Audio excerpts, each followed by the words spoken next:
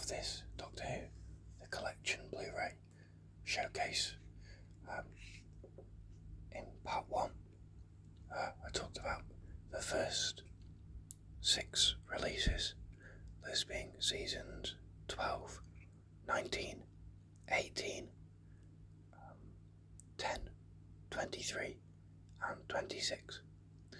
And in this part I'm going to be talking about the next 6, most recent 6 that have been released, starting with season 14 here.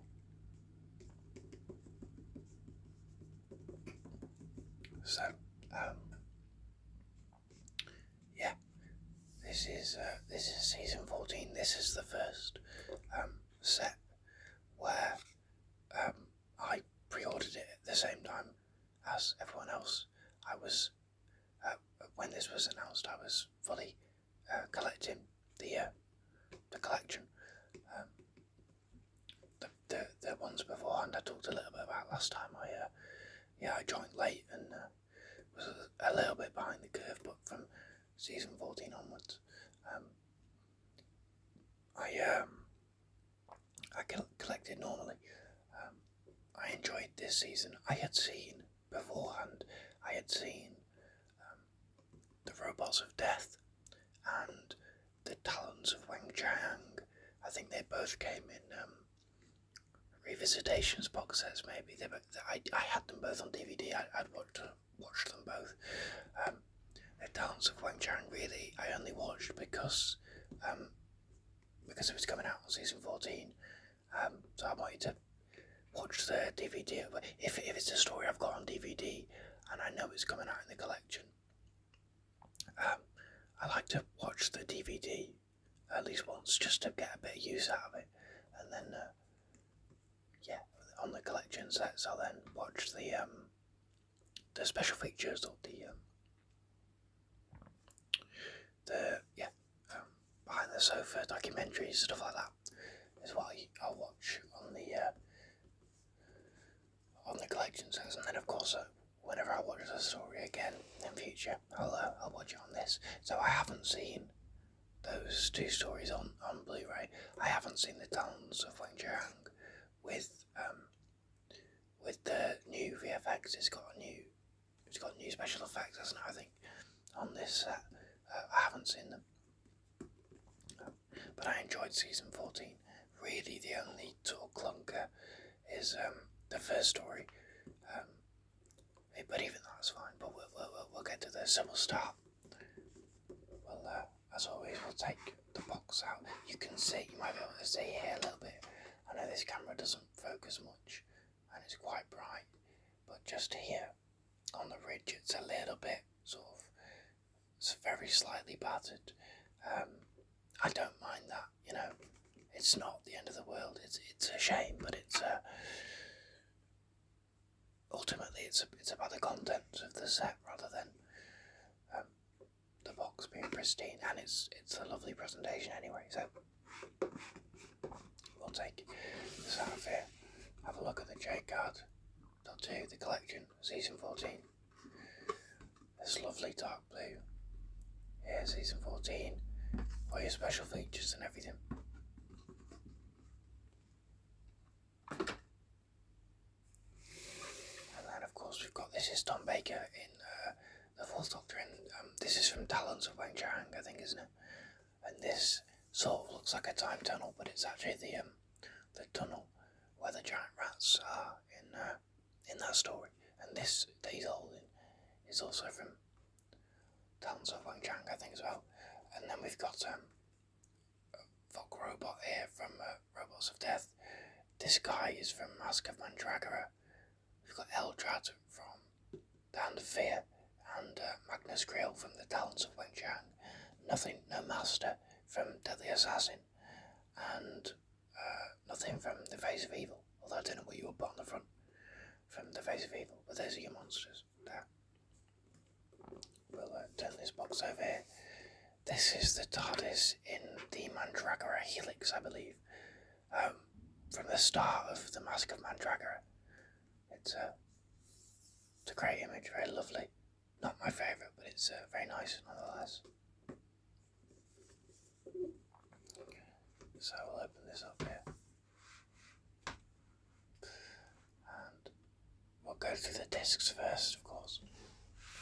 I like that the discs have all got the seal of Rassilon as the sort of theme for the discs. They're very unique compared to some of the other sets. So we've got disc 1, which is the Mask of Mandragora. You've got the Fourth Doctor and Sarah Jane there. Let's see if I remember how I did this. Disc 2, The Hand of Fear. Oh, these discs are coming out quite easily, that's good. Disc 2, The Hand of Fear. You got the Doctor and Eldrad there. Would have been nice to have seen Sarah Jane on that disc, but oh well. Disc 3, The Deadly Assassin. The Doctor in his Time Lord robes there.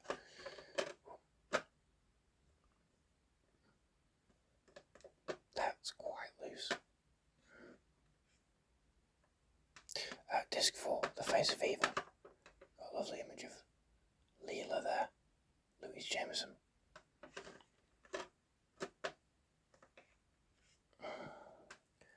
Disc 5, The Robots of Death. Lots of robots there. That's lovely. Don't know how well you can see the detail on the discs there. Disc 6, The Talons of Wang Chang. You got the Doctor and Leela there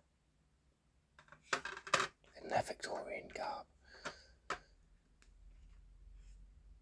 Disc 7 is also The Talons of Wang Chang. You've got Mr. Sin, the little puppet there. He's very creepy, isn't he? And disc 8 is your bonus disc. You've got the TARDIS there, and of course Tom Baker in the title sequence on the back. And of course we always press the disc tray in. If you saw the first video, you'll know that my season 18 set, the disc tray here was right up against the edge here, and I couldn't get my fingers in to get the disc out. But I talked a little bit about my season 19 set when that first arrived and a similar problem, and how I fixed it. And yeah, I did the same to my season 18. Stood it up like that for about 30 minutes to an hour, maybe. Well, no, not an hour. Probably about 15, between 10 and 20 minutes, maybe 30, I don't remember exactly. It wasn't that long.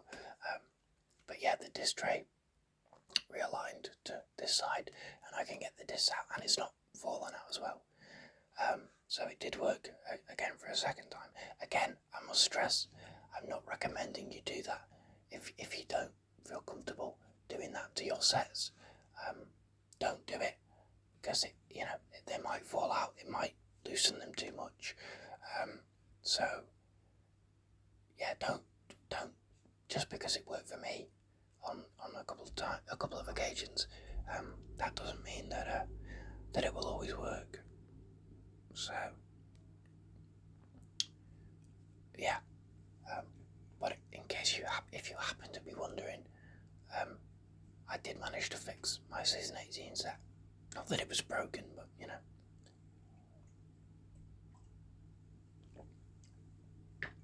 So we'll have a look here.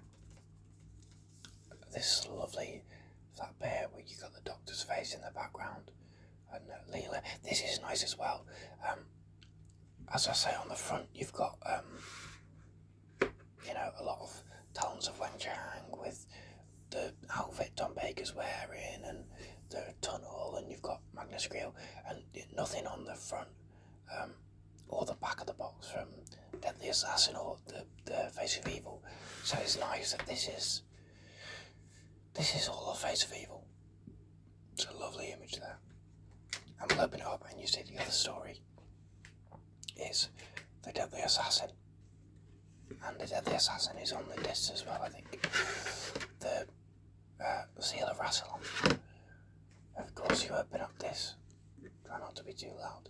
You've got the secondary console room, which is lovely there. And then we'll go through. So, this is a really nice, very vibrant cyan blue image. I mentioned it a couple times in the last video that when I was filming it, like through my camera viewfinder, the image looked quite blue, and that is the same here, but I did manage to change that a little bit. I sort of played around with the saturation and the contrast and stuff, which brought the colours out a little bit more, so hopefully I'll be able to do the same with this one. Because again, this looks very flat, quite dark blue through my camera currently, but it's in person it's very bright cyan. So hopefully I'll be able to bring that out a little bit whilst editing. And you might not be able to see a lot of these, especially not on this camera. It's not the best quality, but you've got Sarah Jane there and Leela here. That's Zoanna, it's Tom Baker's face from Face of Evil, and you've got the Master hiding in here. There's a Vok robot in this shot of glass here. Anything else? Oh yeah. I can see a little bit of Lee Sen-chan. I think that's his name. The yellow face character from Talents of Weng-Chiang. It's very unfortunate, isn't it, that Talents of Weng-Chiang, which is, as a story, it is really good, but it is also very, very racist. It's a great shame that as a part of history, and it would be easier to write off if it was not a particularly great story, but it is. It just also happens to be aggressively racist, which is a great shame. I'm trying to see, I can't see any other characters or anything in these shots of glass. What's on the back here? You've got a portrait of Tom Baker and some Time Lords appearing here. So we'll go through the booklet now. Apotheosis. Welcome to season 14. What's this quote from Tom Baker? Doctor Who was, not from Tom Baker, it's from Philip Hinchcliffe. It says Doctor Who was absolutely unique. We were attempting to do the impossible virtually every week. I think you can tell season 14 looks really good for classic Doctor Who, because they went over budget all the time, I think, didn't they? Which I think is partially why Hinchcliffe got moved on, among other reasons. I don't know exactly, but it does look really good, especially a story like stories like The Robots of Death and The Mask of Mandragora and The Talents of Weng-Chiang. They look great. I think it's, I know everyone loves this period of the show, but it's for good reason. It's really, really good. So, The Mask of Mandragora, as I sort of alluded to a bit earlier, this is not my favourite story from this season. Probably my least favourite. It's just a bit bland, but, there's a lot worse stories out there. This one's not bad, it's just unmemorable, really. But you see there's lots of information here. This feels a particularly thick booklet. There's lots of information about these stories here. Yeah, I mean that's what, 1, 2, 3, 4 full pages of information about the Mask of Mandragora, And then you've got all this stuff. What's on here? Audio archive. The Pescatons. That is here, a 2-part audio adventure. Specially recorded for LP release in July 1976, starring Tom Baker and Elizabeth Sladen. Interesting. The Hand of Fear. This is the one, yes, the Elizabeth Sladen tribute. That was beautiful. Was it called Sarah Jane? I remember I watched that. That might have been the first thing I watched on this set when I got it. I watched that very early on. It's a beautiful documentary. It's lovely. Yeah. Land of Fear. That's a great piece of artwork as well. Quite reflective, trying. Yeah, that's beautiful, isn't it? Lovely. Again, lots of information about Land of Fear. The Deadly Assassin. I didn't love The Deadly Assassin as much as some people do, but I enjoyed it well enough. It's good. The Face of Evil. Yeah.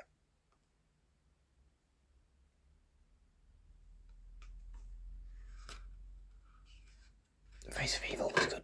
Oh, Face of Evil was good fun. I enjoyed that story. I like Leela as a companion, and I think it's a really interesting idea and premise. And the planet they're on looks pretty good as well. Again, all the stories from this season look really good. So, it's very commendable.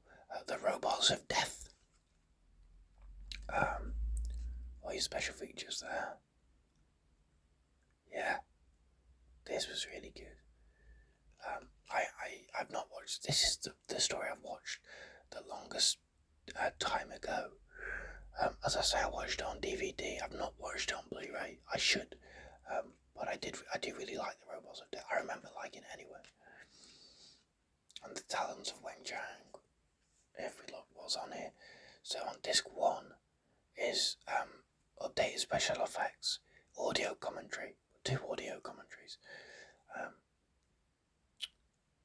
Info text, making of documentary, behind the sofa, Pebble Mill, location report, now and then, BBC One trails and continuities, HD photo gallery, and PDF written archive.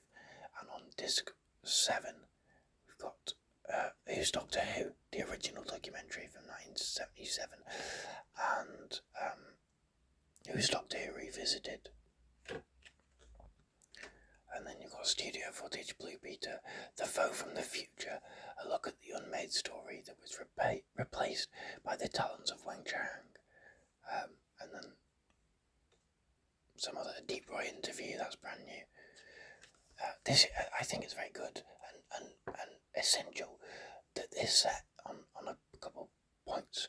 This story contains language that may offend, and on the J card as well. I think on the back card, it's got. Again, I mean, it's very tiny, it's small print, but when it lists all the stories up here, there's a little asterisk next to the Talons of Weng Chang, and right at the bottom in tiny, right in, just here, it says English language that may offend. So, it's very important that we put those warnings in, but it's also important, I think, and listen, I'm not the guy to ask about this. I'm a straight white guy, but I think it's important that we have these things as historical archives to be able to look at what we did in the past, what was made in the past, and to go, okay, that's not acceptable today, but if you try and hide that from people, especially young people, children who are learning about these things, you try and hide the mistakes of the past rather than educate about them and why they were wrong, then you're not learning from those mistakes, you're just covering them up. That's a great image. That's lovely there. And what's on the bonus disc? Philip Hinchcliffe in conversation. That was good. Life After Who. Selena Hinchcliffe talks to her father about his career. Tom Baker and Philip Hinchcliffe interview. Called My Bluff. Dennis Fisher Toys advert. Blu-ray trailer video. So really the bonus disc is a lot of Philip Hinchcliffe stuff. But he was a great producer. So. But I don't know. That seems odd. There's not loads to put on a bonus disc there. I think that's probably why the more recent sets, they don't really do bonus discs much anymore. They just pass out those things on other discs, on other stories, rather than bonus discs. which, I mean, it would be nice to have a bonus disc for every season, but especially when you get to like season 2 most recently, which has 9 discs. Yeah, you don't need a bonus disc. It's a struggle to fit in 9 discs. I imagine season 3 will be a struggle to fit in 10 discs. I think there will be 10 discs on season 3 whenever it comes out in the future. There are 10 stories if you count Mission to the Unknown, and I think you should. So that will be the biggest set possible, but it'll be a tight squeeze in that box. And then I think season 3 there might be problems with quality control, because with there being so many discs, and those disc trays, you know, sometimes can be quite fragile and do come loose. So yeah, I hope that they manage to fortify those boxes well enough. But that's season 14 for you. So next up, this lovely bright vibrant orange. This is season 8.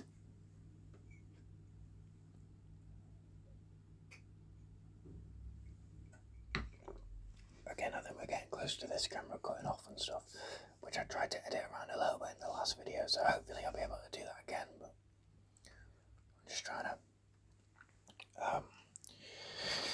make sure I'm not, you know, moving something or opening something up at the point it does it. Hopefully not, we'll see.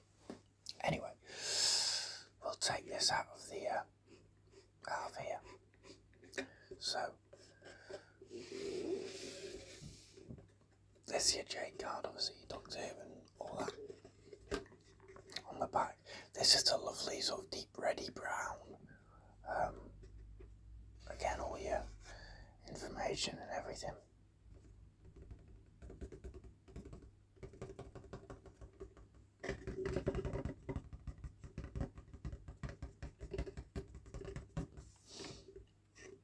Lovely, so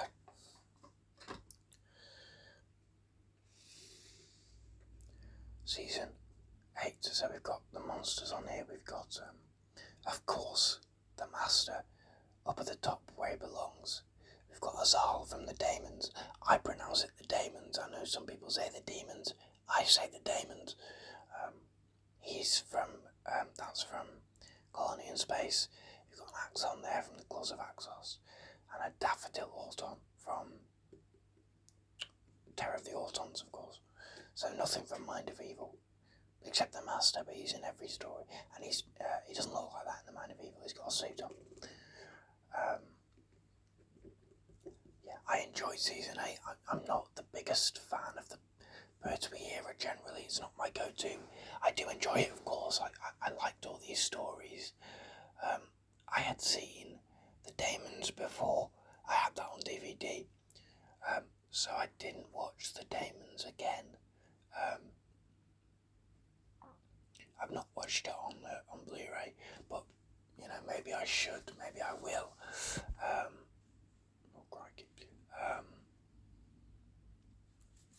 But I enjoyed it. I enjoyed all the stories in this season. Yeah, not my favourite though, but I like John Pertwee. I like the Unit family. I love Joe Grant, of course, and Roger Delgado is still the best Master. Yeah, I think Roger Delgado probably will always be the definitive Master. When the original is always the best. I think he defined that role. If we look on the back, you've got, this is sort of the TARDIS in the vortex. The TARDIS doesn't really travel in season 8 because the Doctor at this point is still exiled to Earth, but it does travel in Colony in Space, so that's what that is from.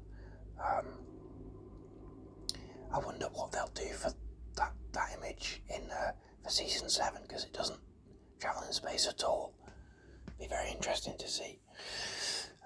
Maybe from the beginning of Spearhead in Space, I don't know. You might be able to notice the this in this box, it's a little bit misaligned, I want to say. So this is right at the edge, at the bottom, and at the side here, it's right. There's normally a bit more of a gap. If you look here at the top, that's quite a big gap there.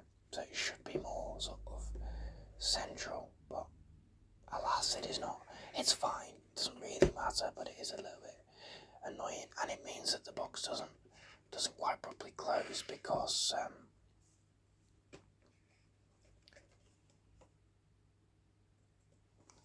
this the edge of the booklet flap there, if it was going to close properly, is getting caught on this a little bit, I think. I don't know. Anyway, this is the set.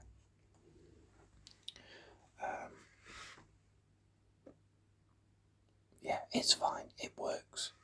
It doesn't matter. And as I say, season 8 is not my favourite, so I'm not that fussed. But it's a bit. I think this one and the next one I'll get to. Well, the next couple are probably the ones where I've had the most quality control issues. This being misaligned. I'll talk a little bit about the next set. Yeah, unfortunately, the last couple of sets I haven't had any issues like that at all. So we will see what will happen in the future. I don't remember where I got these sets from, where I ordered them from. I think I got season 2 from Amazon, maybe, or Zavvi. I know I've pre-ordered season 9 from Zavvi. I'm not sure. Anyway, enough rambling. Let's talk about these discs, these stories. So, these are a lot tighter than the last one. Disc 1 is Terror of the Autons. Of course, you've got John Pertwee there, Joe, and the Brigadier, the unit van, and he's holding a daffodil there, a plastic daffodil.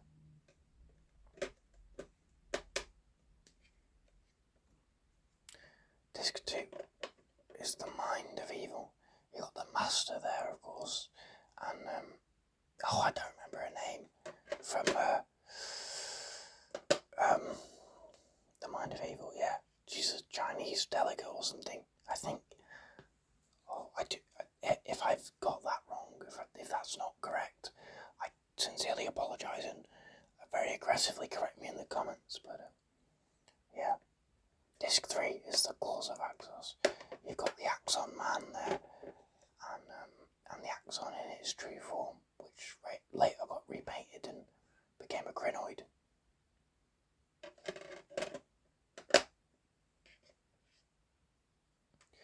Disc 4, Colony in Space. This is your IMC robot, I think it's IMC. Again, if I'm wrong, correct me. And they're just called Savages, I think, right? It's one of the native people on the planet. I enjoyed Colony in Space. I've grown quite accustomed to the 6-parter format now. I still prefer 4-parters, they're a bit easier, aren't they? But I don't mind the 6-parter now, and I enjoy Colony in Space. This is the, oh crikey, that's very tight. There we go, I must have not used that disc before, I don't know what's on it. I think he's called the Guardian or something. From Colony in Space. I don't remember exactly. Yeah, oh, that's very tight. In the disc 6, the Daemons, you've got Bok with a disc all to himself. As Ian Hislop. Was it Ian Hislop? No, whoever it was who presented Room 101 when Michael Grave was on, described Bok as half gargoyle, half leotard. Yeah. It's quite accurate. Bok's fun, I like Bok. Disc 7, of course, is also the Daemons. And, oh, bloody hell. Again, I must not have used this disc, because that was tight. And it's Azal.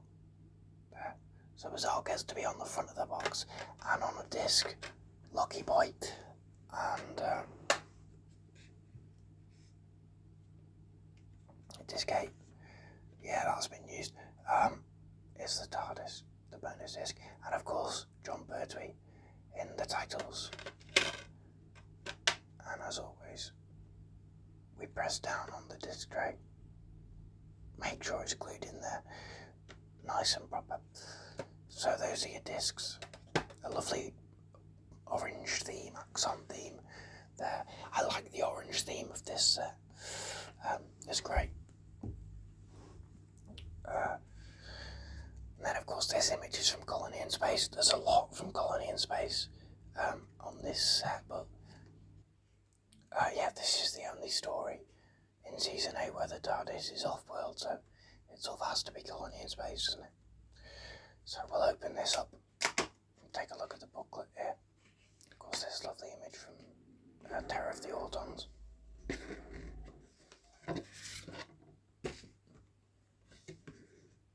You've got the TARDIS there, very clean image. Right, just close it up briefly, that'll do. And we'll take a look at this. Yeah, so of course same image as before, and on the back you've got, rather than John Pertwee, you've got Joe Grant, Roger Delgado, Casey Manning, sorry. A couple of Autons, and that's delivering a nuke or something, I don't know, not a nuke, a missile, you know what I mean? Bloody unit. So yeah, let's open this up. So, back in business. Welcome to Season 8. We got a quote just here from John Pertwee. Says, figures just went up and up. We gained a whole new adult audience. So, information about Season 8 and then the stories here. So, Terror of the Autons. I enjoyed Terror of the Autons. I've not seen Spearhead from Space, but yeah, this was good fun. Lots of, I like that it's a mix of black and white and colour images in this booklet, because, you know, obviously at the time it would have been a lot of black and white images. The Mind of Evil. Again, alright, decent six-parter. Again, I don't mind six-parters personally. I know some people find them just too long, but you know, I think six-parters are decent. I think if a story's any longer than six-parters, it's really got to work to earn those extra episodes. But you know, The Invasion's eight parts, and that's a great story. So. The Claws of Axos. This was decent. The Vampire from Space, an extended cut of the opening episode featuring the original story title and material deleted from the TV broadcast. I don't know why The Vampire from Space is the original story title. It doesn't really make sense to me, but hey, I apologise, by the way, if you can hear any sort of background noise. It's just background noise in it I can't really do much about, but hopefully you can't hear that. It's a nice image of the Master and the Axons and everything there. More images from the Claws of Axos. Colony in Space. So, there's two discs for Colony in Space. The first disc is the regular one, and then you've got, bloody hell, all that noise. On the first disc you've got the regular version, and then the audio commentary and making of documentary and other stuff. Yeah, Behind the Sofas on that first disc. And then the second disc has got the 2011 DVD restoration versions of all 6 episodes presented in standard definition, converted from the only existing NTSC colour broadcast tapes. Then you've got an alternate version of episode 2, film trims, highlight, location film trims, special effects film trims, so lots of alternate stuff, and camera B-roll basically. As I say, I enjoyed Colony in Space. Not my favourite of the season, but it was still decent. And then the Daemons. Again, some people call it the Demons. I call it the Daemons. If it was called the Demons, it'd just be the letter E. It's not. I know they say both in the episode, but he says they're the Daemons from the planet Deimos, so it's the Daemons. As far as I'm concerned. I did have to pause there briefly, so I don't know if that was disruptive, but that's why. Yeah, I think I was talking about the different ways people pronounce the Daemons. I say Daemons. If you say demons, fine, but you are wrong. That's a joke. You can pronounce it however you like. But again, there's 2 discs. So on the first disc, of course, you've got the story with the audio commentary, making of documentary, Behind the Sofa, The Pertwee Years from VHS, lots of other stuff. And on the second disc, you've got the Daemons Omnibus, the 90-minute movie version. You've got Devil's Weekend. We return to the picturesque village of Aldbourne and speak to the residents about their memories of their 1971 locations shoot. And you've got visual effects, Remembering Barry Letts, Living with Levine, the direct route. Oh yeah, okay, so a lot of I've not watched the direct route, but I might do. I've been meaning to watch that because I've not watched anything on this disc, I don't think, which is why it was so tight in the tray. Lots of information about the Daemons. Lovely full page picture there. That is beautiful, and again consistent with the reddish orange colour theme of the whole season.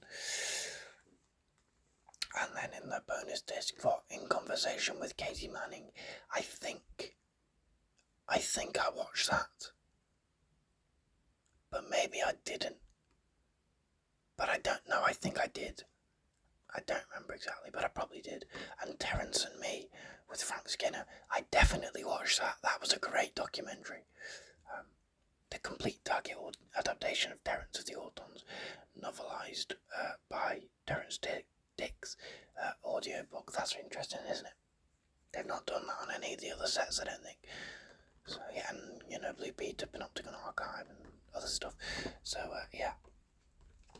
So as I say, season 8 is not my favourite, but it's nice to have all the seasons, of course. And yeah, I did certainly. I enjoyed all the stories in this season. I'm looking forward to season 9, which comes out in just over a week at the time of filming this. So that'll be exciting. Maybe I'll do an unboxing, ASMR unboxing video. We will see. Okay, so I turn on a light. It's a bit of a miserable day outside. So the light's not great, so I've turned on a light, which means there's a little bit more shadow here, and you can just about spot the shadow of my tripod, but hopefully it's not too much of a distraction. We'll continue.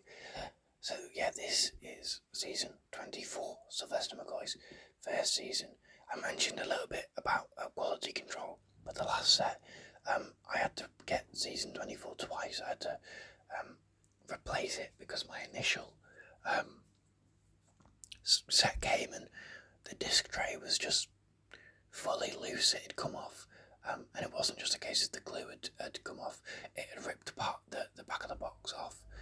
A little bit of the image on the back, so yeah, I replaced it, got it refunded, the original one, and got it again. I think I was initially gonna, I initially sent it back and said either a refund or a replacement, ordered it again, but then got sent a replacement, so I had to send the replacement back as well, but I got it again. I enjoyed season 24, well, we'll get to the stories.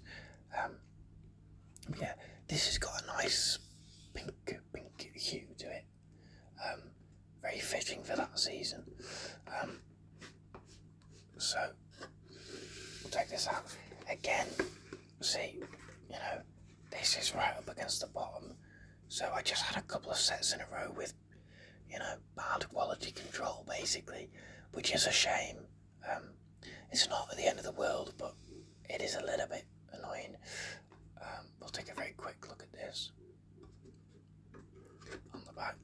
nice deep sort of blue, and all your special features, of course. And then the box itself here. Lots of monsters on here, considering there's only 4 stories. More monsters on here than seasons have more stories. So you've got the Rani, of course, from Time in the Rani, and a tetrap from Time in the Rani. You've got the Chief Caretaker and a cleaner robot from Paradise Towers. You've got Gavrock is his name, I think, from Delta and the Bannerman. And you've got the Dragon Biomechanoid from Dragonfire. And of course he's holding the spoons from Time in the Rani. And you might not be able to see on this camera, but right down here, he's got the braces over the jumper, so it's his Time in the Rani look, as opposed to any other story. And then on the back of this box, you've got this lovely image. I love this image of the TARDIS getting struck in Time in the Rani, and it's upside down and everything. Very simple, but one of my favourites, I think. Maybe I love that image on the back there. So we'll open this box up.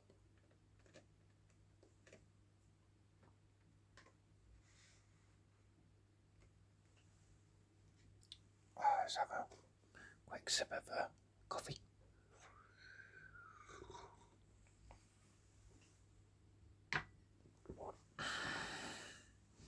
I'm not sure how well the colours are going to come through. They're just not coming through at all through the viewfinder.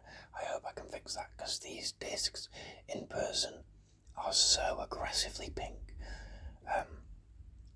in a good way, but it doesn't really come through through my viewfinder. But anyway, we'll go through the discs. So you've got Time in the Rani. One thing I don't like about the discs, there's 4 stories in this season. There's 8 discs. Every story gets 2 discs, which is fine. What I don't like is that it like this, and you won't be able to see it, won't focus really, but you can just about make out there. Is that going to focus close up? No. This is Time in the Rani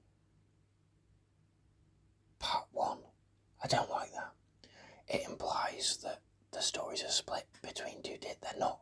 This has got all of the story on it. It just so happens that every story's got enough material for 2 discs each. But on other sets, when there've been 2 discs per story, it's been a disc 1, disc 2 situation. I don't like the fact, it's only a little nitpick, but yeah, it seems odd to me that it's Part 1 and Part 2 on the discs. But anyway, we've got Sylve there in the Collins outfit, and you've got tetraps around him there. The Time in the Rani. And then disc 2, you've got Mel trapped in the Rani's bubble trap thing. Disc 3, you've got the Doctor and the Chief Caretaker from Paradise Towers.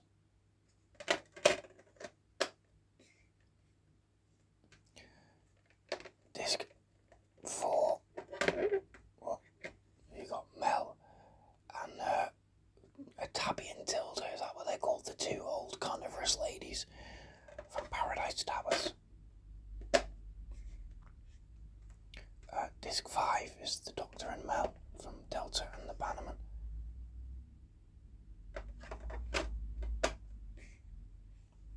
Disc 6 is that's not Delta, is it? That's the child, right? Or maybe it is. I don't remember. And Gavrock and the Shangri-La sign in the background there from Delta and the Bannerman.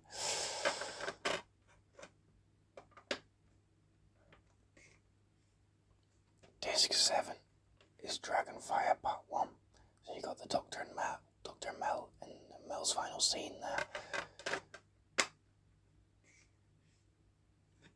And Disc 8 is Dragonfire. Oh, I must have watched them on here. It's Dragonfire Part 2. You've got Ace, of course, and the TARDIS there on the last disc. And of course, Sylvester McCoy in the titles. Again, I cannot tell. He's not winking. I don't think he's winking in that. but it's very hard to tell. And as always, we press down on the glue. We make sure that it's all fixed in there. On this here, we've got the TARDIS in Paradise Towers. I think that this might be, and it doesn't really matter, of course, but I think this might be the weakest of these images with the TARDIS on the cover, even more so than season 12, where it's just the TARDIS in the vortex. It's a very dark image, which it makes sense for Paradise Towers, but I think I might have preferred the TARDIS outside Shangri-La from Delta and the Bannerman, or do we see the TARDIS in where it is in Dragonfire? I don't know. There's a lot of time in the Rani already on the images. You've got the Rani and the Tetrap on the front, you've got the TARDIS being struck on the back, you've got the bubble motif on the disc, so sure, it's not going to be time in the Rani, but I just think this is not the best pick for this. It's not bad, of course, but yeah, probably the weakest of these images, personally, I think. Let me know what you think. We'll open this up, and of course this image is from Dragonfire. The Doctor, Mel and Ace and the Doctor's holding the Dragonfire. It's on here as well. And of course this is all the time in the Rani. You've got Mel and the Doctor regenerating and the cave and everything. So yeah, that's all from time in the Rani.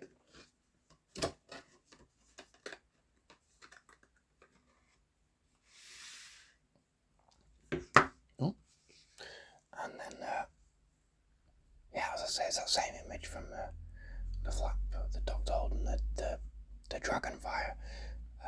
I don't remember much from that story. Of course, I've watched all the stories in this season. And then, of course, you've got photos there of Sylvester, Bonnie Langford, and Sophie Aldred. I don't know why I blanked on her name for a minute there. It's literally written on the picture. The full image. I don't think I've done this for the others, have I? Oh well. It's just Dragonfire. So let's go through the stories. Open this. Here's to the future. Welcome to season 24. So we've got a quote from Sylvester McCoy. Just here it says, "Every time something changes in Britain, people get upset, don't they? I just remember thinking, I'll show them, or try to show them, that I can do the job." So, let's go through the stories. Time in the Rani. I enjoyed Time in the Rani. It's not the best story ever, but it was good fun. I don't think it deserves quite the awful reputation it has. And look at this. I mean, this is 2 full pages, and this is just on disc 1. We've not even scratched disc 2 yet. Incredible. You've got the original episodes. You've got updated regeneration, an optional and enhanced regeneration sequence available to view branched into part 1, surround sound, audio commentary, isolated score, info text, making of documentary, deleted and extended scenes, behind the sofa, casting featurette, 7th Doctor audition tapes, full tapes for 7th Doctor candidates, Sylvester McCoy, Dermot Crowley and David Fielder. I watched some of those, but not all of them. You've got location featurette, visual effects featurette, visual effects footage, title sequence featurette, regeneration studio footage, hot gossip, Saturday Superstore, BBC 6 o'clock news, Blue Peter, Pamela Armstrong, breakfast time rushes, It's Wicked, points of view, Blue Peter, more Blue Peter, open air, Season 24 press trailer, clean opening and closing titles, rejected opening and closing titles, DVD Easter eggs, BBC trails and continuities, HD photo gallery coming soon, PDF written archive, and then on disc 2, not nearly as much, you've got the extended episodes, new for Blu-ray, a special edition of the story featuring untransmitted material and an updated regeneration sequence previously available as a DVD Easter egg. You've got surround sound location footage, nearly 3 hours of rare material unearthed, especially for this set, providing a unique look at how Doctor Who was recorded in the 1980s, and then studio footage, more rare material, over 4 hours from the studio sessions. So, extended episodes and then 7 hours of location and studio footage. Here, all these images. I like Diamond and Rani. Paradise Towers. I liked Paradise Towers. It was good fun. It was, the first part was very weird, but it evened out, and I enjoyed it by the end. So yeah, on disc 3, you've got lots of the original episodes. You've got the making of documentary, the Doctor's Table, convention footage, deleted and extended scenes, isolated score, all that stuff. And then on disc 4, you've got extended episodes new for Blu-ray, and then 3 hours of location footage, and nearly 3 hours of location footage, and over 4 hours of studio footage. So again, 7 hours of footage, raw footage. That's a lovely full-page spread for Paradise Towers, isn't it? Again, Delta and the Bannerman. Now this story, I didn't like Delta and the Bannerman, and it's one of the few Doctor Who stories I really didn't like. Maybe I need to watch it again, but I just didn't enjoy it personally. Again, 2 discs. So on disc 5, the first disc, original episodes making of documentary, 50 years in the TARDIS, a behind the sofa Hugh Lloyd interview. But first, this Russia's going live. Noel Edmonds' Saturday Roadshow, PDF written archive, and then on the second disc, disc 6, extended episodes, new for Blu-ray of course, location footage, 6.5 hours of raw location material, and then rap party footage, home video recorded at the cast and crew cabaret rap party. I mean, why is there so much raw material? Why would anyone want to watch 6.5 hours of Delta and the Bannerman raw footage? But you can. So, sure. You got Shangri-La there, that's that lovely composite image. Yeah, I just didn't care for the story personally. And then Dragonfire, the final 2 discs. Again, disc 1, original episodes, audio commentary, making of documentary, behind the sofa, hours of rare footage from the studio recording, so there is studio footage there. Heartbeat, Sylvester McCoy is interviewed during his run as the Pied Piper at the National Theatre, the role that convinced John Nathan Turney was right for Doctor Who. And then disc 8, you've got extended episodes, so new for Blu-ray of course. Here's to the Future, a feature length. That's extended episodes. Here's to the Future, a feature-length documentary charting the dawn of this new era of Doctor Who. And then In Conversation with Sylvester McCoy, and then the 24 Carat, the trailer made to promote the set. So not as much studio footage, although there is hours of rare studio footage as well. So lots and lots of studio footage for this set. It's incredible, really. And then more information on Dragonfire and everything. And that's that. So that's season 24. It's not my favourite season, but I enjoyed it, and you have to commend,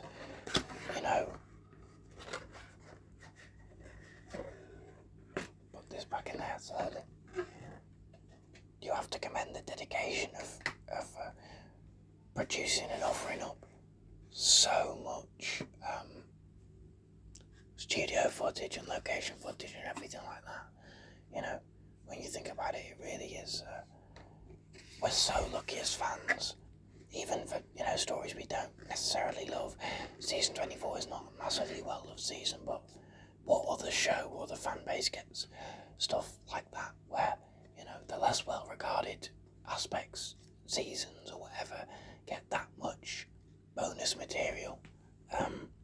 It really is incredible, and think sometimes we take it for granted a little bit, just how much we get.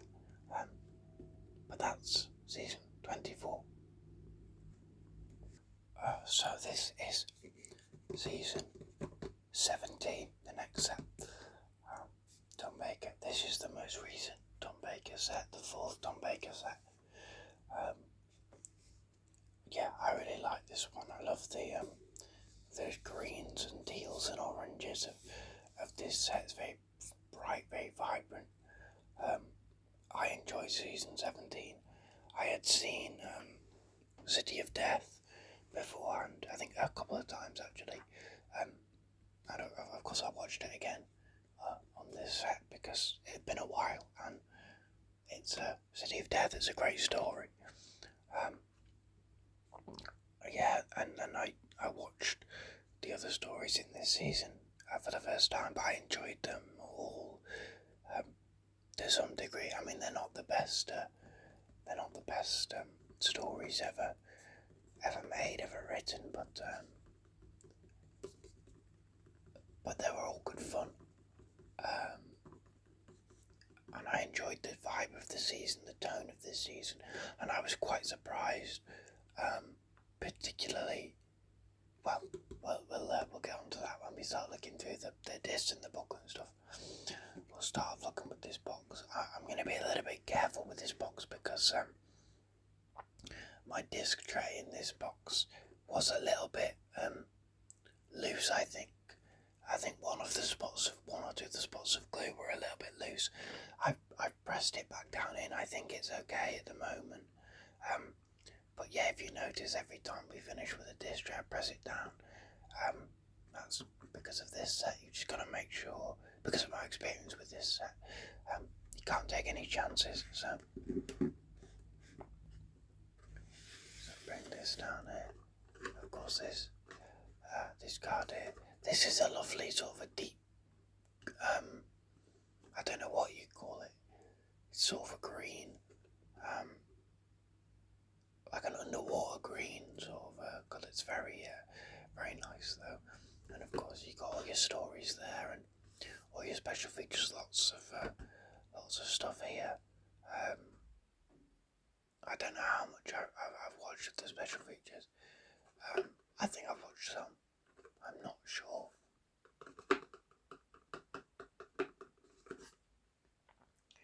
But anyway, we'll get on to this main box here. So of course you've got the 4th Doctor. I assume this is from City of Death, just based on his outfit. He's holding the hat, and then of course up here and here. These are from the machine from City of Death, and then of course your monsters. You've got a Dalek there, and Davros from Destiny of the Daleks. You've got a Mandrill from Nightmare of Eden there. You've got a Naimon from the Haunts of Naimon. You've got, is it Lady Adrasta or something from the Creature from the Pit? And then of course Scaroth there from City of Death. Nothing from Sharda, which is a bit of a shame. I get why they've done that though, because Sharda's not a complete story, but it is on this. It's completed in animation in the 6-part format. I really enjoyed Sharda as well, and they did that film some of it in live action at the time, so you could have put something from Sharda on the box, but alas. And then very carefully we'll flip this over, and you can see on the back there, this is from the end of The Creature from the Pit, I think, isn't it? I want to say. This is a lovely image, very deep colours, and I love how the TARDIS is all wibbly, and yeah, that's a great image there. Okay, it doesn't sound like anything's broken. So that's good.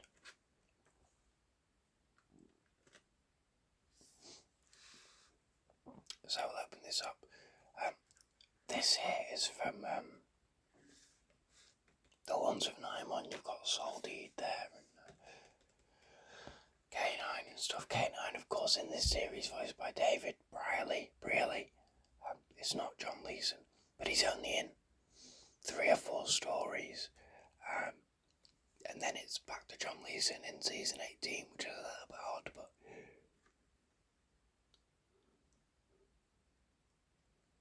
I thought David Bradley did a decent enough job. I mean, he's not as good as John Leeson, of course, but still decent. Anyway, we will take a look at the discs now, very carefully. So, disc 1, of course, is Destiny of the Daleks. You've got the Doctor and Romana there. Probably second Romana's best outfit, I think, from Destiny of the Daleks. Some people might say City of Death. I'm not judging you, but, you know, not for me. Yeah, I haven't seen any stories with the first Romana, though. I haven't seen any of season 16. I wonder if that might be the next Tom Baker set. I think either season 15 or 16 will be the next Tom Baker set. I don't think we're getting season 13 for a long time. Disc 2 is City of Death. You've got, that's Captain Tancredi, isn't it? From City of Death there. Lovely. Disc 3, The Creature from the Pit. You've got Romana and one of the guards there. I love how vibrant these discs are as well. The orange mixing into the green, and you've got the things again from City of Death there. They're very, very beautiful, very clean discs. Disc 4, Nightmare of Eden. Is this the moment where he goes, my arms, my legs, my everything? Is it that moment? I know that's a moment that people who aren't as keen on this era find a little bit too silly. I don't mind it. I have good fun with stuff like that, and Tom Baker's having fun. So, although I'm fairly sure basically no one who worked on Nightmare of Eden enjoyed it. Disc 5, The Horns of Nimon. You've got the Doctor and Romana there. Romana's coat in this red coat and red gloves in this story is meant to evoke, like, because the Nimon are bulls, it's meant to be like bulls get angry at red things, don't they? When you think of like matadors with the red capes and stuff. So that's why Romana's wearing a big red coat in this story. It doesn't look very good, I don't think, especially not with the gloves, but you know, I appreciate the effort. Disc 6 is Sharda. You've got Romana there and Professor Granotis with the ball on his head, the orb. As I say, I really liked Sharda. I watched the definitive version, the 6-part version. Yeah, I really liked it. And then I don't think I've actually watched anything on the bonus disc. This is Sharda bonus material. So you've got the Doctor and the TARDIS there. And then, of course, at the back you've got Doctor Who in the titles. And, as always, just press it down in securely just to make sure. You can see I'm very, very careful, very delicate with this set particularly. I think it's okay at the moment, though. I think it was, it was a little bit loose, but it seems to be a little bit more secure now, which is good. That's good, especially because if it's a set that I'm worried about it breaking or falling apart or whatever, I'm less likely to go and watch those stories again, which is a shame because there are fun stories here. Of course, you know, Sea of Death is my favourite, like a lot of people's, but Sharda I really liked, and you know, a lot of the other stories I got something out of them. You know, I wouldn't ever not watch them again.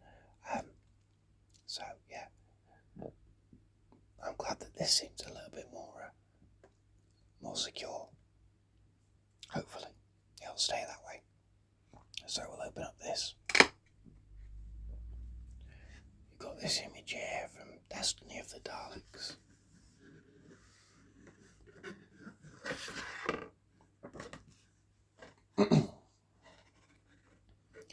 And then the TARDIS, you see, this is from Destiny of the Daleks. You've got K9 being worked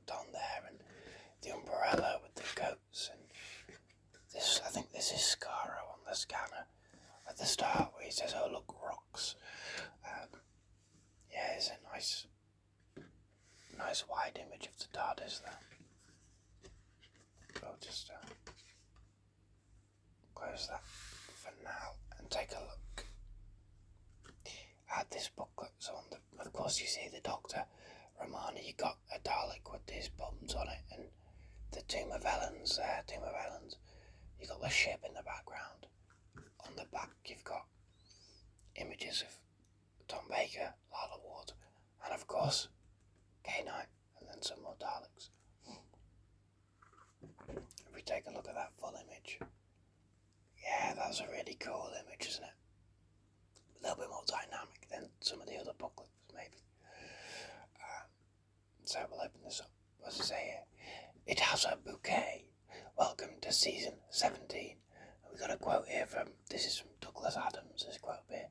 It says, what you get is an extraordinary characterization that nobody else could have pulled off. I would assume he's referring to one Tom Baker there. And, he's not wrong, is he? So, disc 1, Destiny of the Daleks.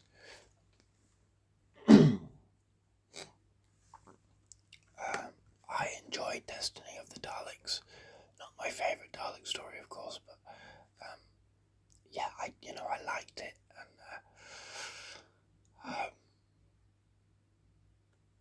I don't really have much to say about it, but I had good fun. It's a shame that David Goodison, who plays Davros in this story, never really got a chance. He never came back to the role, and he had to do it under Michael Wisher's old rotting mask. He never really got a good enough chance to prove himself as Davros, but I enjoyed this story well enough. It had some good fun, good humorous lines, lots of Douglas Adams wit and humour in it. We look at some of the stuff here. You've got updated special effects, a couple of different audio commentaries, a making of documentary. You've got Behind the Sofa, of course. Not loads of additional stuff here for Destiny of the Daleks.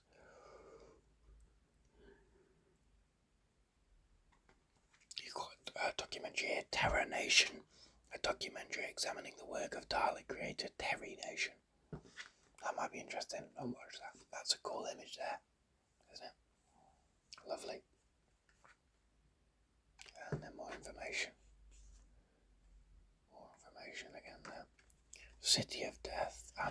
Sea of Death is a fantastic story. It really is. The standout, not only of this season, but I think really of this whole period of the show. Produced by Graham Williams. I haven't seen any of seasons 15 or 16, but I don't imagine that any story will be better than Sea of Death. It really is fantastic. There's 3 different audio commentaries here. A making of documentary, a Douglas Adams tribute. Friends and colleagues remember the life and career of writer and script editor Douglas Adams, including Tom Baker, Lala Ward, script editor Christopher H. Bidmead, writer Bob Baker, evolutionary biologist and author Richard Dawkins, and BBC comedy producer John Lloyd. I can't remember if I watched that. I don't think I did, but I should do. Because, I like Douglas Adams. I'm not a massive Hitchhiker's Guide to the Galaxy fan. I tried reading the books, the first book, a couple of times. I never got into it. And I haven't heard the radio version, and I haven't watched the film either, actually, or the TV version, so I'm not massively familiar with Hitchhiker's Guide to the Galaxy, but yeah, I've always liked, I like Douglas Adams' style of humour, that permeates throughout this season, and particularly in this story. It's great, isn't it? That's a wonderful image, full page image. We've got the Doctor and Romana there in the drawing of time. Scaroth, and you got his ship there in his eye, which you probably won't be able to see because his camera doesn't like focusing on anything, but that is his ship there. The only thing that's missing is Duggan, I think, really. Again, loads more information. Lots and lots of information about City of Death. The creature from the pit. I was surprised by this story because its reputation is not very good, and I had heard that it was a really one of the worst stories of the classic era, and I watched it and I really enjoyed it. It's not the best story ever. It does sort of finish in 3 episodes and then has to make up something else to do in the final episode, but I really enjoyed The Creature from the Pit. I don't know why it gets the hate that it deserves, and even the creature Erazo. Yeah, there's that one moment where it looks like Tom Baker's sucking off a giant penis, but other than that, I think actually it looks, dare I say, pretty decent. You've got to think about, when these things were made, and I think honestly, for what they were trying to do, I think it looks pretty good. Yeah, I really enjoyed The Creature from the Pit. I don't know why everyone hates it so much. So yeah, you've got audio commentary, you've got an extended episode, an extended version of part 3, and then you can view the extended footage on its own. You've got making of featurette, visual effects featurette. Lala Ward remembers season 17, an extensive, mostly unseen interview. I don't know when that was conducted, but yeah, I enjoyed Creature from the Pit. I thought it was good fun, and yeah, I think everyone just needs to lighten up and get over the big penis monster, frankly, because it's a good story. It's just now starting to rain a little bit outside, so if you do start to hear that, I apologise. But I live in England. Nightmare of Eden. This was a weird story. Again, I enjoyed it, but it's tonally very weird in terms of it's very funny and light and campy, but it's also about drug smuggling. It's an old story, but I didn't hate it. You got updated special effects. This disc has the In Conversation with Bob Baker, which I haven't watched. I'm not sure why, I just not got around to it. Of course, Bob Baker, no longer with us. I think he passed away not long after this interview was conducted. Maybe he passed away before the set was released. Maybe a little bit after, I'm not sure exactly, but yeah, I've yet to watch that In Conversation. I imagine I'll get around to it eventually, but I mean, I don't know all that much about Bob Baker, but then, watch that and I might do so. Yeah. Let me just hear from Nightmare of Eden.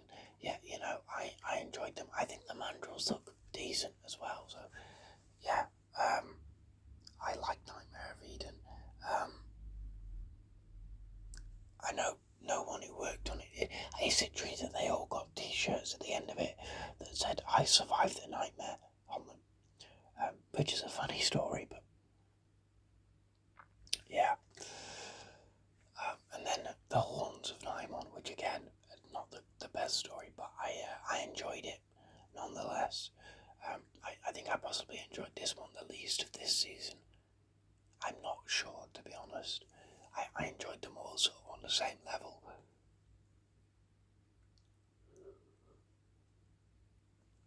Not loads, but I did enjoy them a little bit. I apologise as well, I keep pausing. I don't know, I'm just having a bit of a weird day. I keep yawning and coughing and stuff, so yeah, if I keep pausing in the middle of sentences, that is why. What have you got on The Horns of Nymon? Audio commentary, of course. Anthony Reid interview, era documentary, documentary looking back on the Graham Williams era of Doctor Who. Yeah, maybe I should watch that. The Doctor's Composer Part 2. But I don't know where Part 1 is. I assume the Doctor's Composer is a featurette from the DVDs that was in 2 or maybe more parts, and they're splitting it between different sets, so Part 1 will be on a different set, but yeah, I'm not sure. What's the Naimon images there? Yeah, the Naimon don't look great, to be honest. I think the Mandrels look decent. I think, Davros looks decent enough. I think the monsters from Sharda look alright. I even think Arato looks okay, but the Naimon, no. It just, that costume doesn't work for me. I mean, it doesn't, I still enjoy the story, but yeah, it just don't quite work, do they? And then, of course, disc 6 and 7 is Sharda. I really enjoyed Sharda.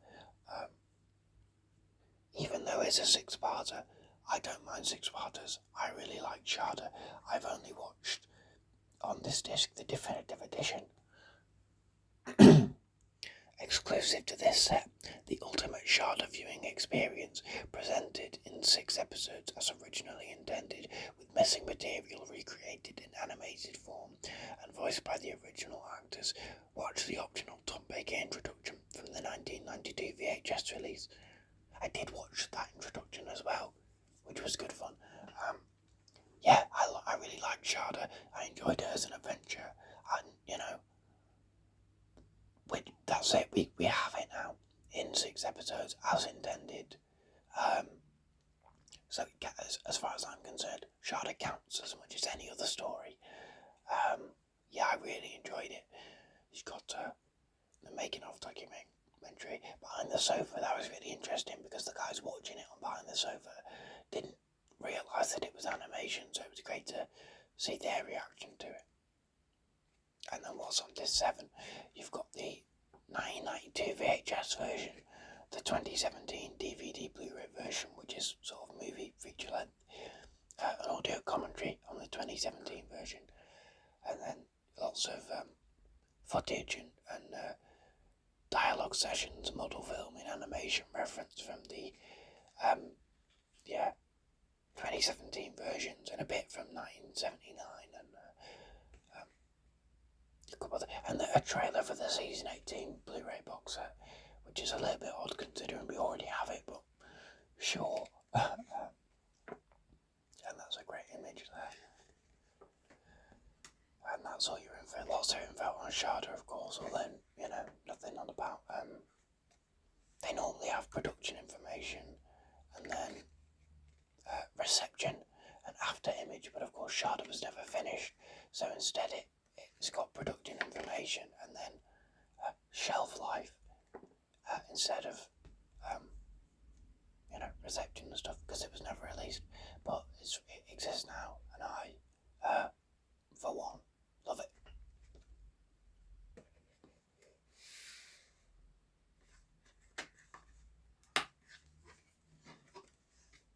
So we'll put that back away now.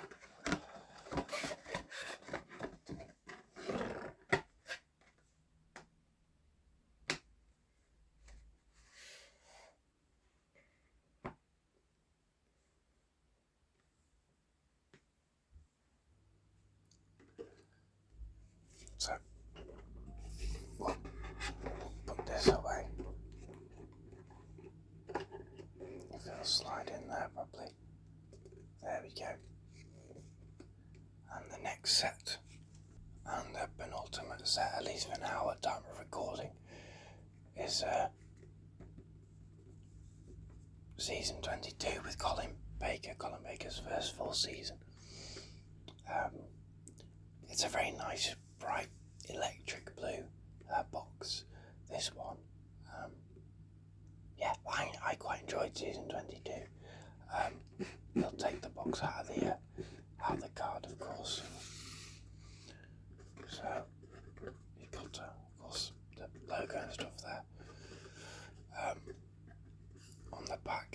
this is a sort of a deep, dark greyish blue, which is quite nice, and you've got your stories and all your bonus features and everything there.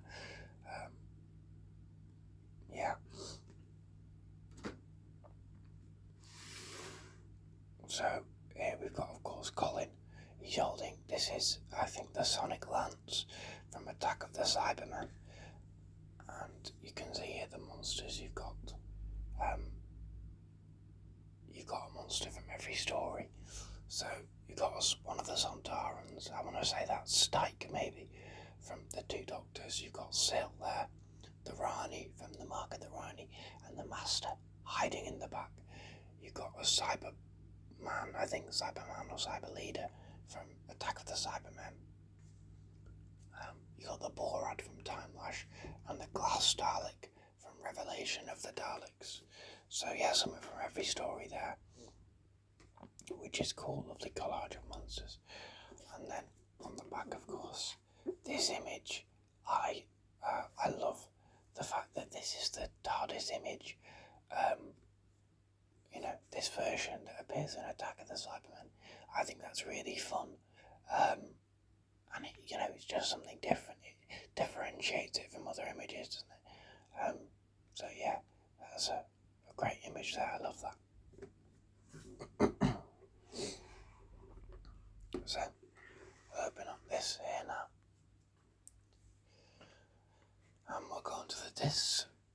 Again, the discs continuing the blue theme on the front. So, disc 1. If it will come out, there we go, disc 1. Attack of the Cybermen. You've got, of course, the Doctor, Perry, and a Cyberman there. I enjoyed Attack of the Cybermen. I thought it was good fun. Disc 2. Oh, crikey. These are tight, and I've watched all these stories. I'm not sure what's going on there. Disc 2, Vengeance on Varos. You got the Doctor there.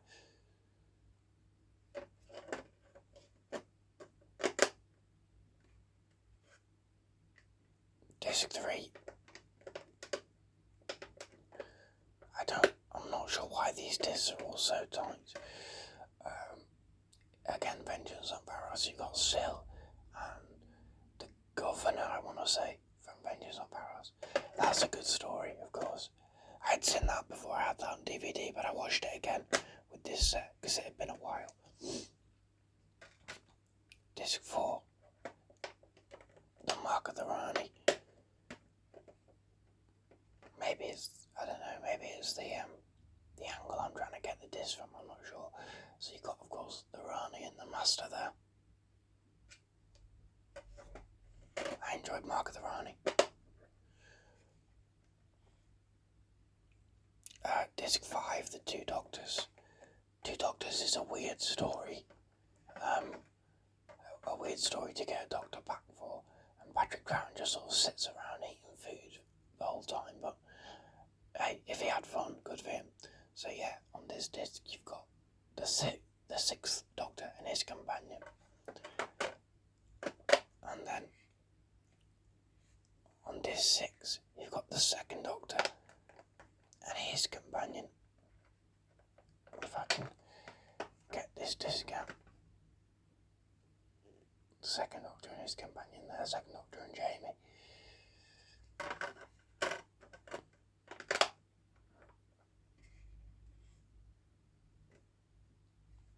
Disc 7, Time Lash. Of course, Paul Darrow there, hamming it up as Decker, and the Borad.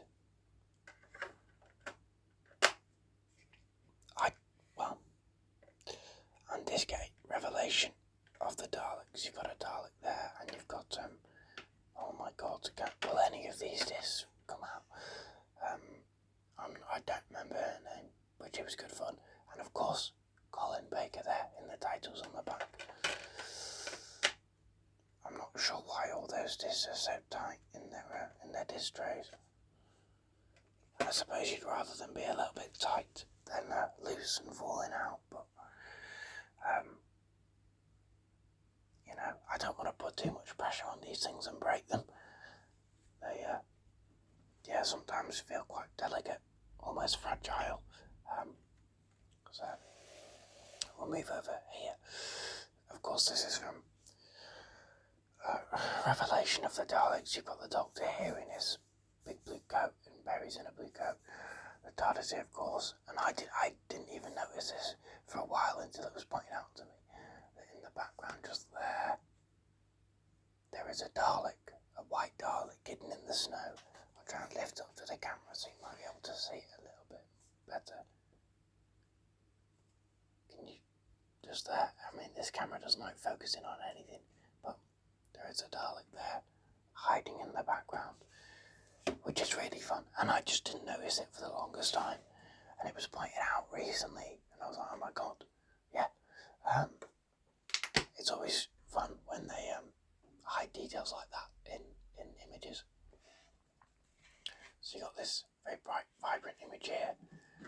Take that now, and you've got the TARDIS from Attack of the Cyberman. You've got a Cyberman coming out the door there. Halley's Comet, or Halley's Comet as the Doctor calls it. This roundel being worked on and everything there. It's a really fun TARDIS image.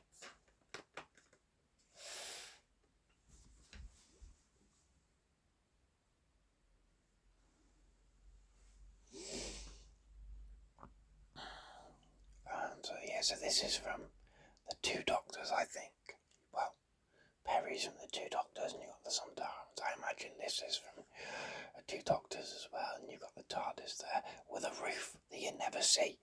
And on the back, just more of these lights and a photo of Colin. So the full image is a little bit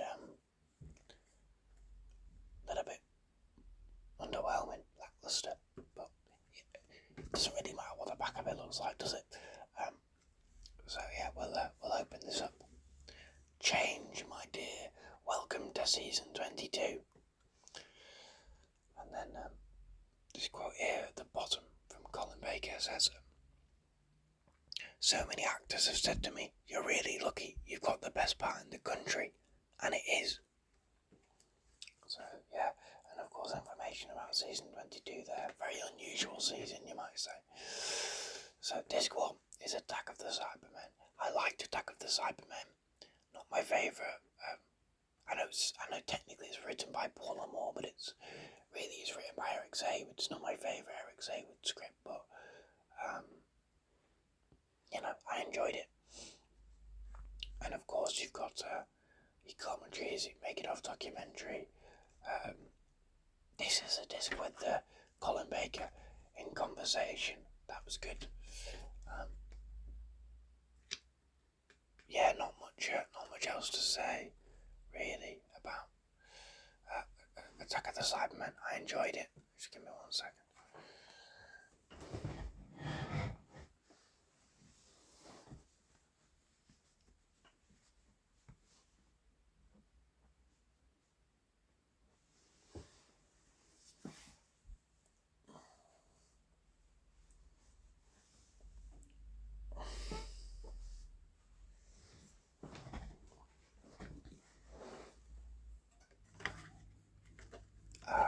Attack of the Cybermen. Oh, crikey.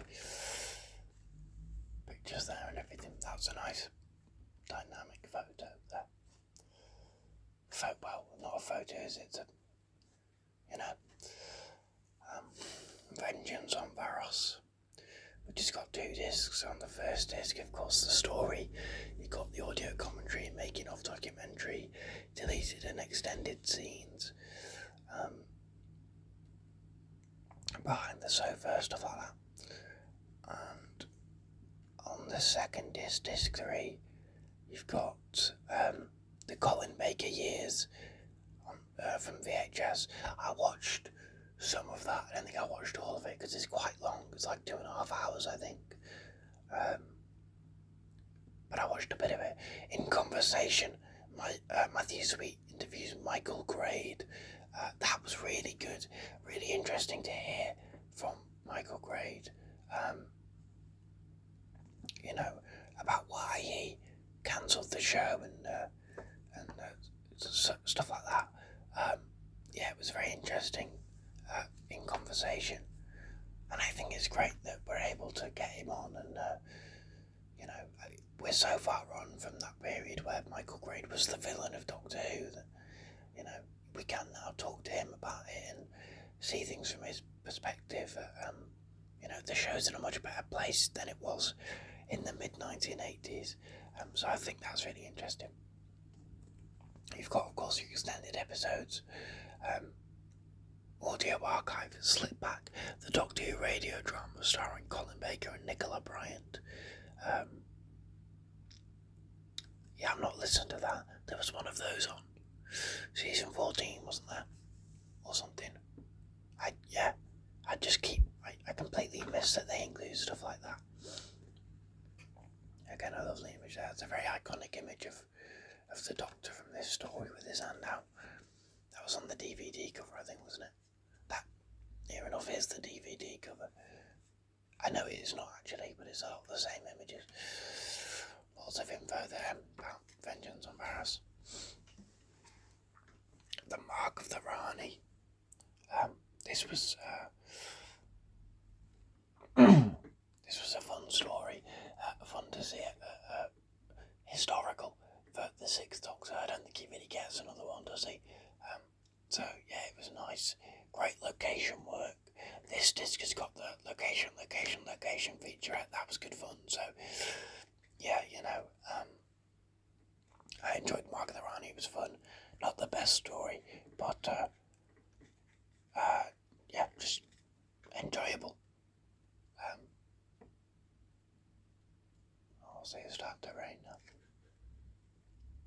The Two Doctors, of course. We've got two discs. So on the first disc, of course, you've got the broadcast episodes. You've got the audio commentary, making of documentary, Adventures in Time and Spain. This is the disc with a fix with Sontarans on it, which obviously has been edited to remove Jimmy Savile, as it should be. I don't know if a couple of people are a little bit like, but completionists, were a bit sad about that being cut, but ultimately we don't want Jimmy Savile in any, he should not be in any material, and I don't think completionist's sake is a worthy enough reason to keep a paedophile in your special features. That got quite serious then. Let's move on. This 6, you've got extended part 1. Nicola Bryant on location, which is from 2006. What else is on this? Location footage, studio footage, Robert Holmes documentary. I don't think I've watched that.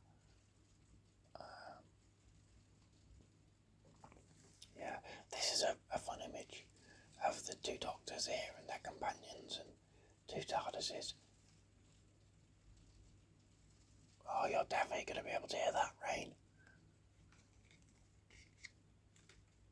More images here. That's a great image of Colin and Pat there, isn't it? And the Sontarans, the weirdly tall Sontarans. I like the two Doctors. It's an odd story, and it is a bit too long, especially with them being 45-minute episodes. That almost feels longer than a 6-parter, because it's easier to split up a 6-parter, isn't it? You can watch 3 parts one day, 3 parts the next. You can't do that with 3 45-minute long episodes. So yeah, odd. This 7 has got time lash on it. Time lash, again, a little bit like The Creature from the Pit. I just don't see why it has such an awful reputation. I didn't think it was that bad. It's not an amazing story, but it's there's worse stories out there, I think. This has updated special effects, which I watched. I think I watched part 1 without them because I forgot, and then I realised and put them on for part 2, and that was definitely worth it because the sequence where the Doctor goes in the time lash, I watched it in the episode, and then I watched it again without the special effects, the new special effects. It is so much better. new version. Yeah, it elevates that scene tenfold. It's so much more effective than the original. So yeah, definitely watch Time Lash with the updated special effects. It improves it so much. This of course has got the making of documentary.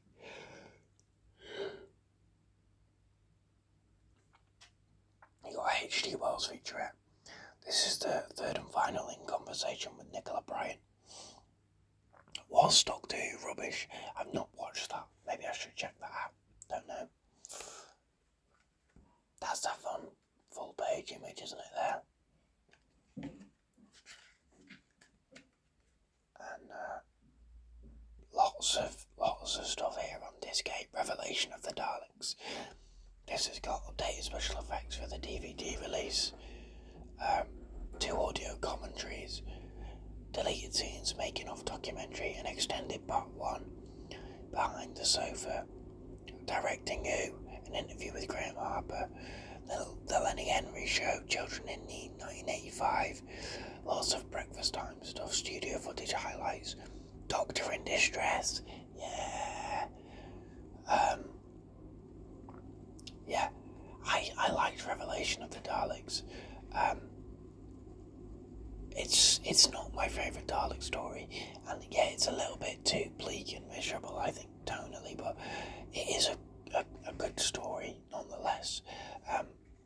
I enjoyed it. There's a lovely image there of that glass Dalek and Colin. Yeah, and more information there about Revelation of the Daleks. So I'm aware that there's lots of background information that you might be able to hear. I don't know how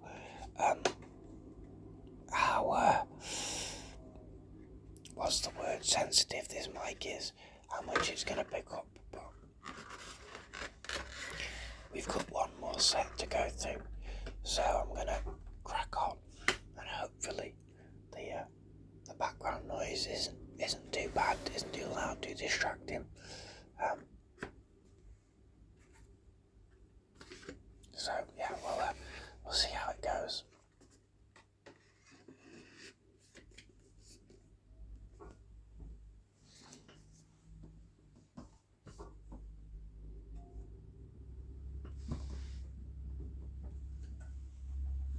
And of course the final set for now is season 2. This might be my favourite set release so far. I have breezed through this. It is wild to me, right? The only collection set where I have gone through it. The only collection set that I've gone through and watched all of the stories on it before the next one has come out is the 9-story long season 2. I don't know why, I just fell in love with 1960s Doctor Who. I enjoyed it already, but I'd not seen that much, certainly not of the William Hartnell era. I had seen the first 3 stories. I got the beginning DVD box set with An Unearthly Child, The Daleks and the Edge of Destruction on it. But that was like my first classic Doctor Who purchase. It was like that and Genesis of the Daleks. And I think I said last time that I didn't love Genesis of the Daleks all that much the first time I watched it, and I had to watch it again to really love it. And yeah, the first time I watched the Daleks, it was 7 episodes, and I wasn't used to the format, and it was long and boring. And so I'd only seen those stories, and I'd seen the Dalek Invasion of Earth. I had that on DVD. I really enjoyed that story. I rewatched An Unearthly Child again a couple of months ago, and I enjoyed it. I had always liked the first episode, An Unearthly Child, that very first episode, and the first time I watched it, I liked that episode, and then it was 3 boring episodes of Cavemen, but I watched the whole story again and really enjoyed the caveman stuff. I mean, the first episode is still, far better, but I like the whole story. And so when this came round, I watched Planet of Giants. Thought that was okay. And then watched a couple other things, and then I watched Dalek Invasion of Earth. Really enjoyed it again. I know for some people they're not as fond of that story. I think it might be sort of the least popular Dalek story of the 60s for some people. Certainly those who, I'm not sure about Dalek Master Plan. I've not scratched the surface of that story, but I really love Dalek Invasion of Earth. It's one of my favourite Dalek stories. I think it is, I don't know what it is about it, but I really like it. I love the tone of it. I love that design of Dalek with the, it's here on the front of the box, with the rings around the middle and the larger bumper and the disc on the back. I love that design. And then I basically breezed through the rest of this season in like a week and a half. I put off watching the Web Planet for a bit, but even that I found something to enjoy, and I finished it off last night. Actually, I watched The Time Meddler, and I really, really enjoyed it. And I'm sad that I don't have any more William Arnold era Doctor Who to watch for the time being, because I just loved it so much, and I found a real appreciation for it that I didn't really have beforehand. I really, really enjoyed it, and I would never have, if I wasn't getting the collection sets, I would never have gone for a lot of those stories. I would never have picked them up individually. I would never have chosen to go for 60 stories, but the fact that I've got this and I've been able to go through all these stories and really fall in love with them, it's been great. So I think this might be my favourite set release so far for that reason. I mean, I love all of them, of course, but I really, really enjoyed season 2. I loved it. So of course we'll look on the back here. This is a nice sort of purplish. You got a lovely image there. All your stories, all my stories, and your special features and everything, which is great.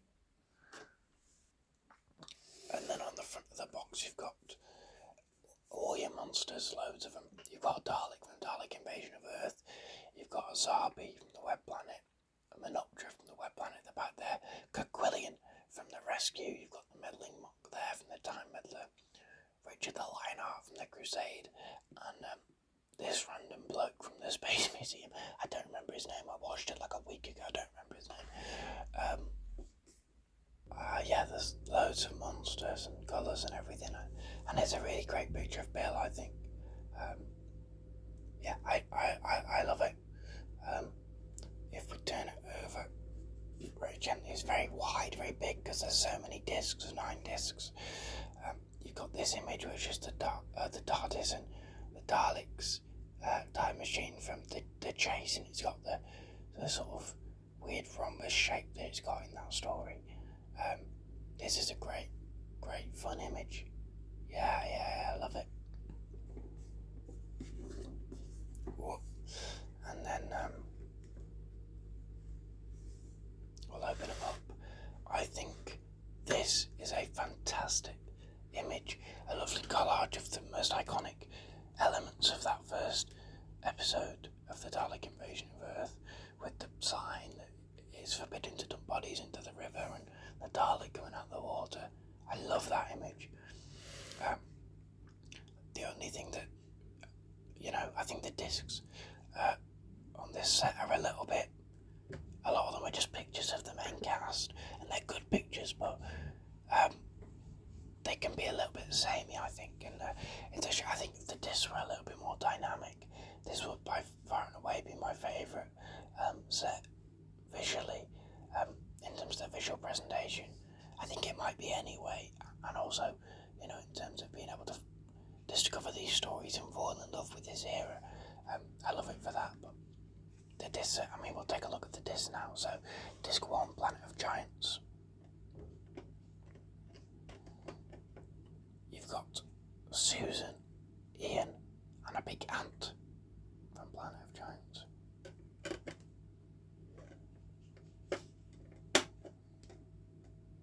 Planet of Giants, yeah, well, we'll get to the stories in a minute. Disc 2, The Dalek Invasion of Earth. You've got Susan and Barbara. I was going to say Ian, then Barbara, of course. Disc 3, The Rescue. You've got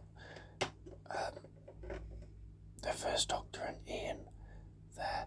It's really interesting that the First Doctor doesn't show up until disc 3. I would have put Vicky on this disc maybe, but hey-ho.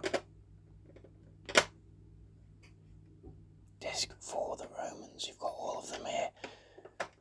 The Doctor, Ian, Barbara and Vicky in their Roman get-up. There. Disc 5, The Web Planet. You've got, there we go, you've got the Doctor in his breathing atmosphere coat or whatever, and the TARDIS on Vortis there. I've only just noticed there's a planet there, if you can see, on the left hand side of the TARDIS there's a planet, this guy. I've never noticed that before. Again, these discs are quite tight, not quite as tight as season 22, but you know. Disc 6, The Crusade. You've got, again, William Hartnell and Maureen O'Brien. You've got Vicky there in their Crusade get-up. The Doctor's got lots of different costume changes this season, hasn't he? You compare that to season 22, where he's in that weird coat all season. Night and day. Disc 7, The Space Museum. I've not a clue what's going on here. Oh yeah, this is Ian with a gun and he's saving the Doctor from part 4, I think, maybe.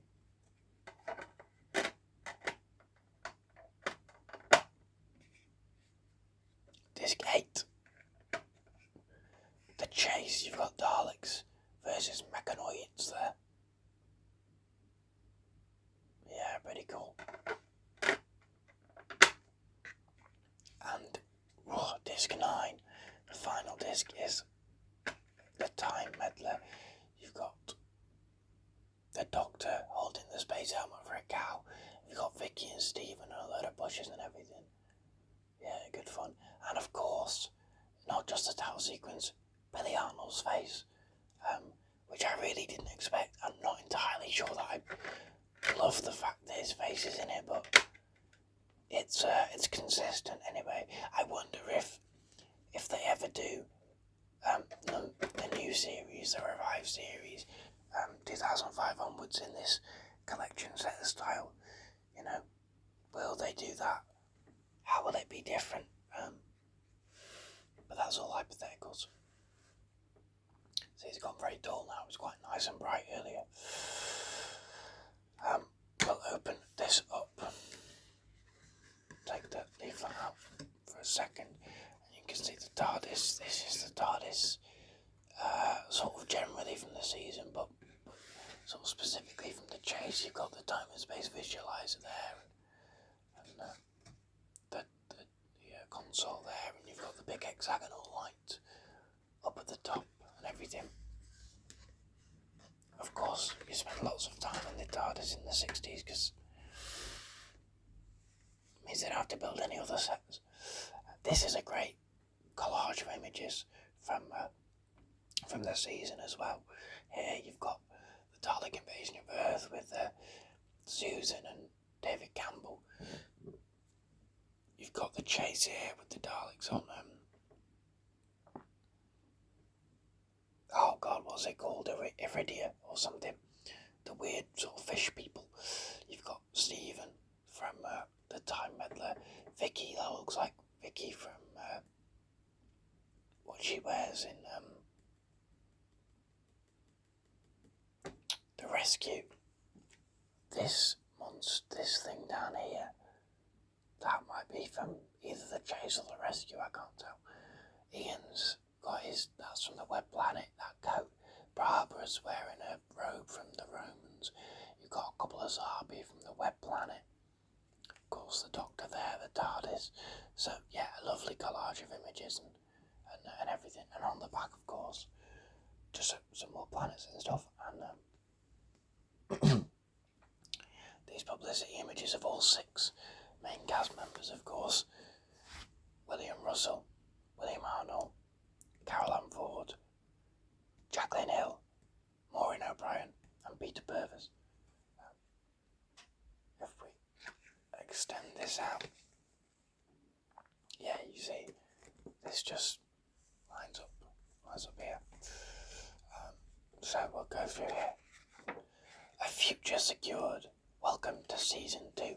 We've got a quote here from Heather Hartnell, William Hartnell's wife, saying, Bill had a way with children, spoke to them on their own level, never down to them, and they respected him for it. It was almost like the Pied Piper. They even used to follow us down to the pub and wait outside. It was wonderful. And so of course you've got information about season 2, and then we'll go through the stories. Planet of Giants. This was simple and quite cute in a way, but it was good fun. I enjoyed it. Only 3 episodes, and I like the fact that it tells you what the episodes are called, because of course we're in the period of the show where every episode was given an individual title. Of course, this includes from the DVD version as well, I think. Episode reconstructions. Planet of Giants was made as a 4-part story, but its last 2 episodes were consolidated during editing to improve pacing. This special feature reconstructs the original episodes, Crisis and The Urge to Live. I think that's the ones made by Ian Levine. Oh, you can definitely hear that right now. This also has In Conversation with William Russell. I've not watched that yet. I keep meaning to. I will watch it soon. The Dalek Invasion of Earth on disc 2. No, this doesn't have. I just noticed. This says disc 1. There's no disc 2 thing up here. How curious. Yeah, the Dalek Invasion of Earth. So that's got updated special effects, audio commentary and making of documentary, Dalek voices featurette, lots of stuff like that.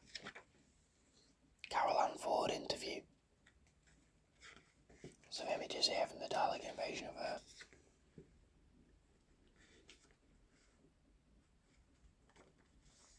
The Rescue. Again, nothing on. That's very odd that it doesn't have the disc designation here. Not that you need help. I mean, it's a disc per story, but odd. So there's a making of documentary for The Rescue. In Conversation with Maureen O'Brien. Commentary behind the sofa, not those here. It's a shame as well with this set that there isn't behind the sofas on every story. I think they've got it on, I want to say 6 out of 9. It's not on Planet of Giants. For whatever reason, it's not on The Crusade, which I understand because that's what. Just knock my camera over. Why don't I? Doing it again. It's it's not on The Crusade because that's a missing story, and something else is not on. I think maybe the Space Museum. I don't know. I enjoyed The Rescue. It was a fun little 2-part. I like Vicky. The Romans. I really enjoyed The Romans. It's a good, funny comedy. I really liked it. It was on The Romans, making of documentary, behind the sofa, model featurette, Dennis made a profile, some other stuff there. Interesting. And again, no disc designation. But it's weird that they've got it on the first disc here, but not any others. That's a great image there, that great full page image. Disc 5, the Web Planet.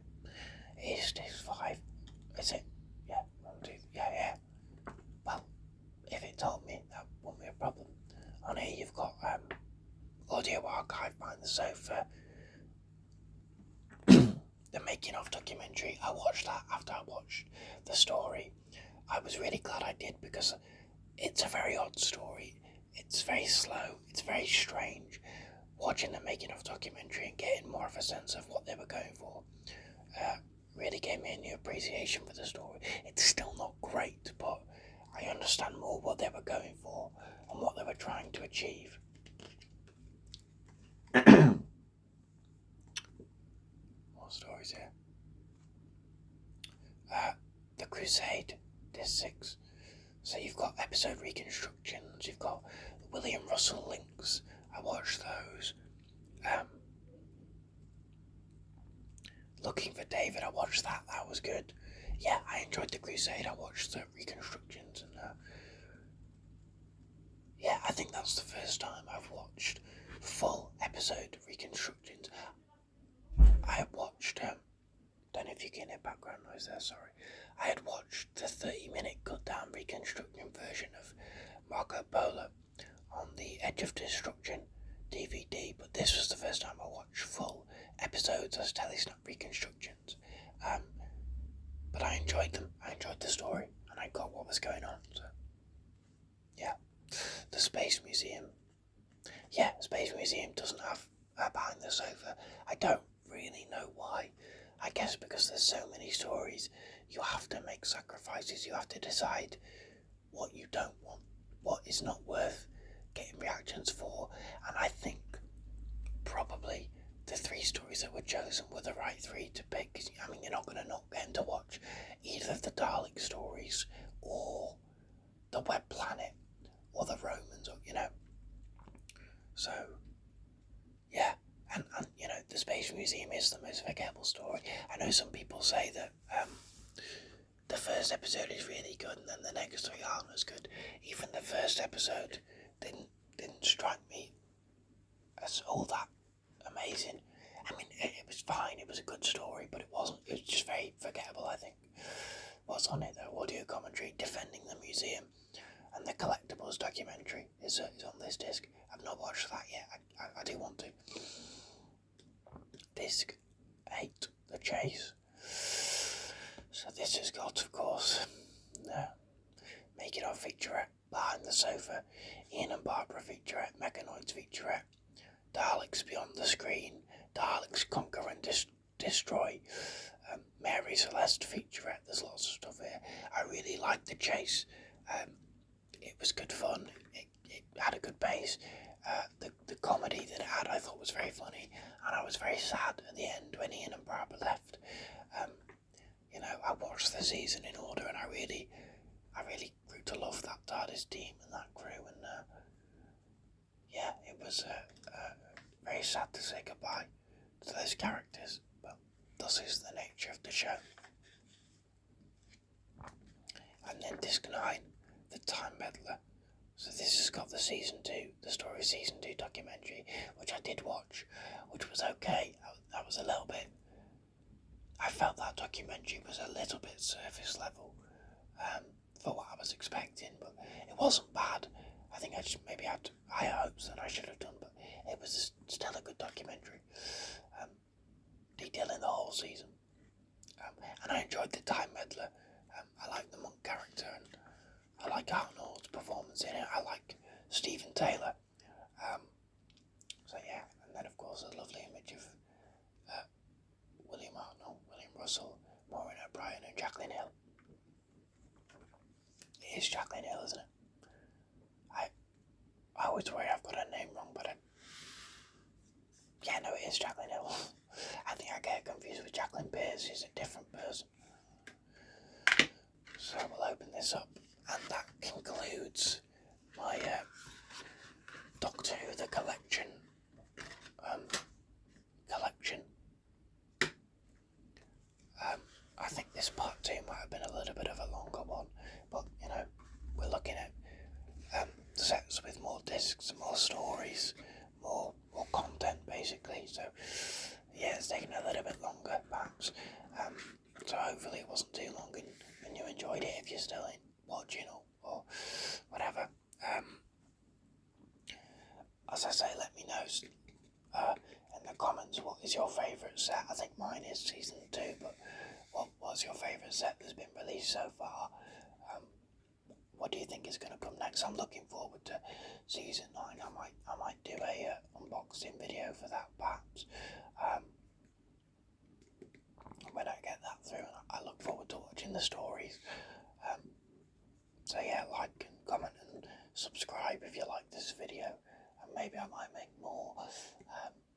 But yeah, other than that, thank you for watching. I hope that you found this tingly and triggering in a good way, in an ASMR way. Yeah, and keep yourself safe, and I will see you next time.